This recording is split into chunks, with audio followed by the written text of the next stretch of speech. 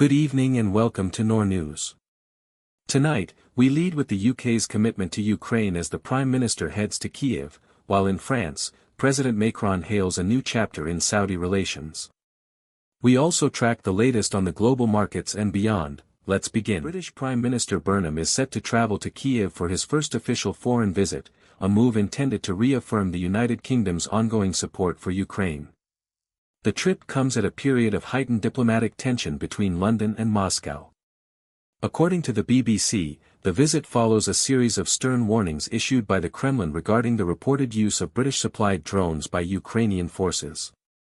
Russian officials have publicly cautioned that such actions could lead to unspecified consequences for the United Kingdom, framing the involvement as a direct escalation in the conflict. While the British government has maintained a consistent policy of military assistance, this upcoming visit is being viewed by analysts as a strategic signal of continuity in the face of these recent threats. The Prime Minister's office has not yet released a detailed itinerary, but the agenda is expected to focus on long-term security commitments and the coordination of defense supplies. As the situation remains fluid, international observers are closely monitoring the rhetoric from both capitals to determine if this diplomatic gesture will influence the current trajectory of the war. The visit is scheduled to take place later this week, marking a significant milestone in the new administration's foreign policy approach. French President Emmanuel Macron has described the ongoing visit of Saudi Crown Prince and Prime Minister Mohammed bin Salman to France as an important step in strengthening bilateral relations. According to the Saudi Gazette, President Macron emphasized that both nations share a long-standing commitment to fostering peace and stability in the face of complex regional challenges. In a statement shared on social media, the French leader noted that Paris and Riyadh have consistently aligned their diplomatic efforts to address regional instability and intend to maintain close consultations moving forward. Beyond geopolitical cooperation, the partnership is expanding into tangible economic and cultural sectors. Macron highlighted that the relationship is increasingly defined by concrete collaboration in advanced technologies, major investment initiatives, and international events. He specifically pointed to the Esports World Cup currently being hosted in Paris as a primary example of this growing synergy. The French president concluded his remarks by reflecting on the significant progress already achieved between the two countries, while expressing confidence that the strategic partnership has the potential to reach even greater levels of cooperation in the near future.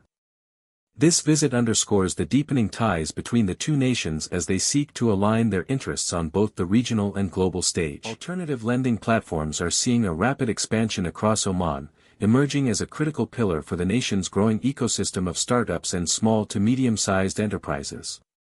According to the Times of Oman, this surge in non-traditional financing is being directly propelled by the strategic objectives outlined in Oman Vision 2040, which prioritizes the diversification of the economy and the empowerment of the private sector.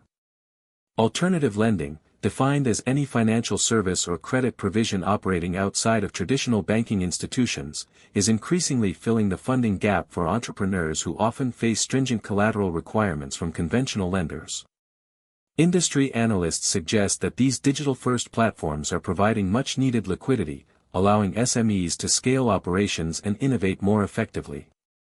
As the regulatory framework continues to evolve, these platforms are becoming more integrated into the national financial landscape, offering a more flexible approach to capital acquisition. By reducing reliance on traditional bank loans, these alternative sources are fostering a more resilient business environment.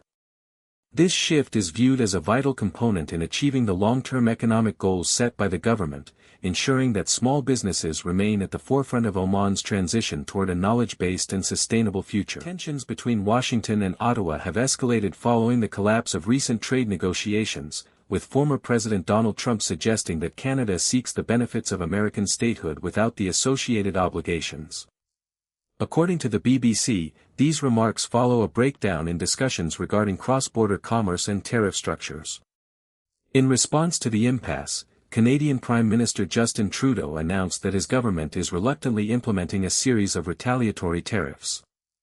During a press briefing, the Prime Minister formally accused the United States of initiating a trade war, characterizing the move as a departure from long-standing economic cooperation between the two nations. The collapse of these talks marks a significant shift in North American trade relations, as both sides prepare for the economic impact of the newly imposed levies. Analysts suggest that the rhetoric from both Washington and Ottawa indicates a hardening of positions, with little immediate prospect for a return to the negotiating table. The Canadian government has stated that its retaliatory measures are intended to protect domestic industries, while the U.S. administration maintains that its policies are necessary to address trade imbalances. As the situation develops, international observers remain concerned about the potential for broader disruption to regional supply chains. Fast fashion retailer Shein is targeting a valuation of nearly $27 billion as it prepares for its upcoming stock market debut. According to reports from the BBC, the company's shares are scheduled to begin trading on the Hong Kong Stock Exchange on the 1st of September. This move marks a significant milestone for the e-commerce giant, which has rapidly expanded its global footprint over the past several years. While the company has faced scrutiny regarding its supply chain practices and environmental impact, the proposed listing suggests a push toward greater institutional transparency and capital growth. Market analysts are closely monitoring the debut, as it represents one of the most anticipated public offerings in the retail sector for the current fiscal year.